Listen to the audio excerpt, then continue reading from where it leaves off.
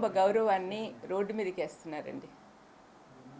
నేను కూడా ఆ ఇంటి ఆడపడుచునే కాబట్టి I have to defend my family. నా ఫ్యామిలీని ఇంత అన్యాయంగా ఇట్లా మాట్లాడుతుంటే భరించలేకపోతున్నామండి. అందుకనే కొన్ని విషయాలు మీ ద్వారా వాళ్ళకి చెప్దామని ఆలోచనతో నేను మీ ముందుకు వచ్చాను.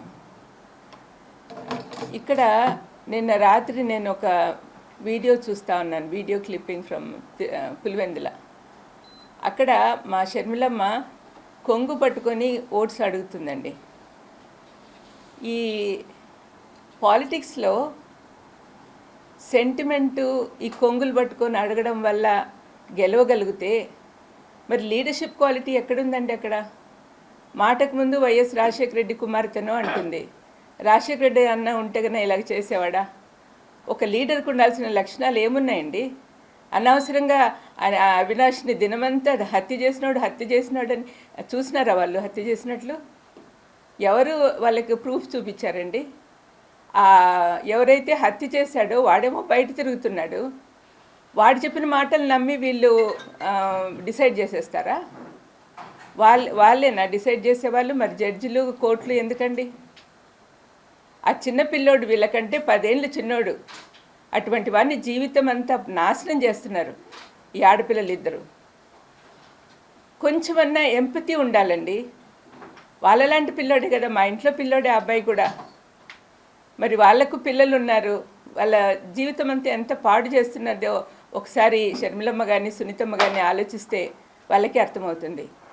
చంపిన వాళ్ళు మేము బయట తిరుగుతున్నారు, అనవసరంగా వాళ్లకు బెయిల్ ఇవ్వమని వాళ్ళ కోసం సుప్రీంకోర్టుకి వెళ్తున్నారు. కానీ ఏ పాపం చేయని మా భాస్కరన్నేమో సంవత్సరం నుంచి జైల్లో ఉన్నాడు, అవినాష్కేమో బెయిల్ రద్దు చేయాలని వీళ్ళు తిరుగుతున్నారు. ఇదేం న్యాయం అండి? వింటున్న మీరన్నా చెప్పండి. మరి మా ఇంట్లో పాప ఇట్లా తయారైందంటే చాలా బాధగా ఉంది. జగనన్నను కూడా ఇంక్లూడ్ చేస్తూ ఉంది. సొంత అన్నయ్యను మామూలుగా శత్రువులందరూ ఒకటయ్యి మన మీద అటాక్కి వస్తే మనం ఏం చేస్తాము? ఇంట్లో వాళ్ళందరూ ఒకటవుతాం, మనలో ఉన్న విభేదాలన్నీ పక్కన పెట్టేసి. కానీ దీనికి ప్రకృతి సిద్ధంగా లేదండి. ఇక్కడ అన్నీ వ్యతిరేకంగానే ఉన్నాయి. అబద్ధాల జనకుడైన అపవాది కోరల్లో చిక్కుకోయినున్నారు ఈ అమ్మాయిలిద్దరూ. చాలా బాధాకరం అండి. రాత్రి నేను వీడియో చూస్తుంటే బీపీ సడన్గా రేజ్ అయిపోయింది. ఎంతమందికి అలా ఉన్నదో పరిస్థితి నాకు తెలియదు. మా కుటుంబాన్ని రాజశేఖరన్నను కానీ వివేకమన్నను కానీ ప్రేమించే వాళ్ళు ఎంతమంది ఉన్నారు. రాజశేఖరన్నను ఇప్పటికి కూడా కోట్లాది మంది మనసులో పెట్టుకొని ఆరాధిస్తున్నారు. నేను మీటింగ్స్కి వెళ్ళినప్పుడంతా ఎంత ప్రేమగా నన్ను ఆహ్వానిస్తారు. It's because of him only. మరి వివేకమన్నను చంపిన వాళ్ళు వివేకమన్న నాకు క్లోజ్ కాదా?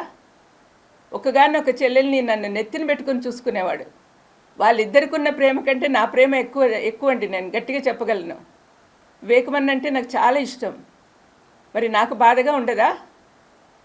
కానీ వాళ్ళు ఇవన్నీ రాజకీయంలో చేర్చి ఇంత అన్యాయంగా మాట్లాడుతుంటే ఏం చేయాలో తెలియని పరిస్థితిలో వాళ్ళ ఇంట్లో వాళ్ళందరూ ఏడుస్తున్నారండి. వీళ్ళిద్దరి పర్సనల్ అజెండాతో పర్సనల్గా వాళ్ళు ఎన్ని కక్షలు పెట్టుకున్నారు జగన్ మీద కానీ అవినాష్ మీద కానీ. దీనివల్ల ఏమవుతుంది? రాష్ట్రం అంతా అల్లకల్లోలం అయిపోతూ ఉంది. పులివెందుల్లో రాజశేఖరన్న వివేకమన్న ఫ్యాక్షనిజం ఉండకూడదని చెప్పి మా నాన్న ఉన్నప్పటి నుంచే మొదలుపెట్టారు. ఫ్యాక్షనిజం ఉండకూడదని. నాన్నని చంపినప్పుడు కూడా ఏమీ యాక్షన్ తీసుకోవద్దని మా అమ్మ అందరినీ కోరింది. అట్లా కామ్గా జరిగిపోతూ ఉంది. ఇటువంటి సమయంలో రాత్రి ఆమె అక్కడ వెళ్ళినప్పుడు ఎంత అల్లకల్లోలం.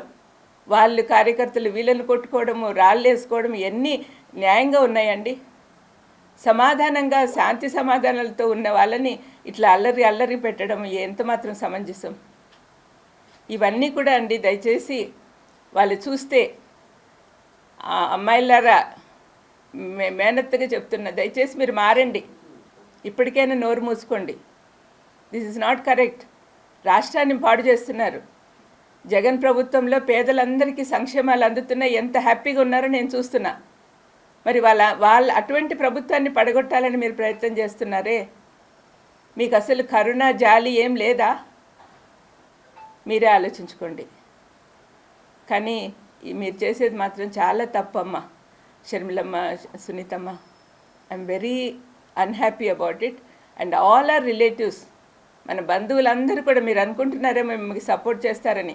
Just because you are Rajasekhar Reddy's daughter, it doesn't mean that you are doing whatever you are doing. నువ్వు చేసేదంతా కరెక్ట్ అని అనుకోవద్దుమా. ఆయన పేరు చెప్పుకొని తిరుగుతూ ఆయనకు అవమానకరంగా బిహేవ్ చేస్తున్నావు. నువ్వు చేసే పనులు ఏమైనా అన్న సంతోషంగా చూస్తున్నాడు అనుకుంటున్నావా? ప్రతిదీ ఆయన శత్రువులందరినీ చుట్టూ చేరారు, వాళ్ళతో ఏకమైపోయావు. రాజశేఖరన్ ఉన్నప్పుడు ఎంతమంది కష్టపెట్టారో వాళ్ళందరూ కూడా నీతో ఉన్నారుమా. ఒకసారి ఆలోచించు. ఏమో నీకు నీ కళ్ళు, నీ చెవులు అన్నీ మూసుకుపోయినాయేమో అనిపిస్తూ ఉంది. పులివెందుల్లో, కడపలో జరుగుతున్న ఎంత డెవలప్మెంట్ నీకు కనపడడం లేదా? ఆనాడు రాజశేఖరన్న పనిచేస్తున్నప్పుడు రాష్ట్రమంతా తిరుగుతుంటే వివేకమన్న పులివెందుల్లో ఉండి చూసుకునేవాడు. మరి ఏదో తప్పు మార్గంలో వెళ్ళాడు, కాంగ్రెస్కు సపోర్ట్ చేస్తూ ఎనిమి అయిపోయినాడు. ఆ రోజు నుంచి తనకు జగన్కు ఒక సపోర్ట్ కావాలి కదా, అందుకని యవనస్తుడైన అవినాష్ని పెట్టుకున్నాడు. అవినాష్ ఏ లోటు లేకుండా గత 5 సంవత్సరాలు ఎంత పని చేసినాడో మీరు అందరూ చూసినారు. అవన్నీ ఎందుకు ఆలోచించటం లేదు మీరు? ఒక్కసారి ఆలోచించమ్మా దయచేసి. ఇద్దరు కూర్చొని మాట్లాడుకోండి, మీరు చేసే పనులు కరెక్ట్గా ఉన్నాయా లేదా, ప్రజలకి ఎంత హామ్ చేస్తున్నారో ఒక్కసారి ఆలోచించండి. మీకు అసలు ప్రజల మీద ప్రేమ ఉందా? మీ నాన్నకున్న ప్రేమలో కనీసం ఒక 100వ వంతన్నా ఉందా మీకు? జగన్ ఈ మధ్య ఇప్పుడు చూపిస్తున్న ప్రేమలో మీకు ఏమైనా ఉందా? అసలు నిస్వార్థంగా పనిచేస్తున్నాడే ఆ బిడ్డను పాడు చేయాలని మీరు చూస్తున్నారు. మీరు ఎన్ని మాటలు అంటున్నా కూడా అవినాష్ ఒక్కసారి నోట్లో నుంచి మాట అనలేదు మీకు అగెయిన్స్ట్గా. పైపెచ్చు నాతో అంటున్నాడు, అక్కోళ్ళ కోసం నేను ప్రార్థన చేస్తున్నాను అత్త అని. మేము ఆధారాలు లేకుండా మాట్లాడటం లేదు. విమలమ్మ గారు మా మేనత్తే, కానీ మేము చేస్తున్న ఏమైతే మాట్లాడుతున్నామో వివేకానంద రెడ్డి గారి హత్య విషయంలో మేము ఆధారాలు లేకుండా మాట్లాడటం లేదు. ఏమైతే సిబిఐ చెప్తుందో అవే ఆధారాలు ఉన్నాయి అని మేము మాత్రమే ఎత్తి చూపుతున్నాము. ఆధారాలు ఉన్నాయి కాబట్టే మాకు తెలిసింది ఫలాని వాళ్ళు హత్య చేపించారు అని మాకు తెలిసింది కాబట్టే మేము మాట్లాడుతున్నాము. మళ్ళీ అన్యాయం జరగకూడదు, మళ్ళీ హంతకులు చట్టసభలకు వెళ్ళకూడదు, ఈ హత్య రాజకీయాలు ఆగాలి అని మేమిద్దరం అక్కా చెల్లెలం ఈరోజు కొట్లాడటం జరుగుతుంది. విమలమ్మ గారి కొడుకుకి జగన్మోహన్ రెడ్డి గారు వర్క్స్ ఇవ్వడం జరిగింది, ఆర్థికంగా వాళ్ళు బలపడడం జరిగింది కాబట్టే ఈరోజు విమలమ్మ గారు ఆ విషయాన్ని గుర్తుపెట్టుకున్నారు. కానీ చనిపోయింది సొంత అన్నని వివేకానంద రెడ్డి గారు తనకు ఎంత చేశారో అన్న విషయము విమలమ్మ గారు మర్చిపోయినట్టున్నారు. వయసులో పెద్దపడ్డారు, వయసు వచ్చింది, మర్చిపోవడం సహజమే, మర్చిపోయినట్టున్నారు. అందులో ఎండాకాలం కాబట్టి ఇలాంటి మాటలు మాట్లాడుతున్నారు. Please ignore it. Thank you.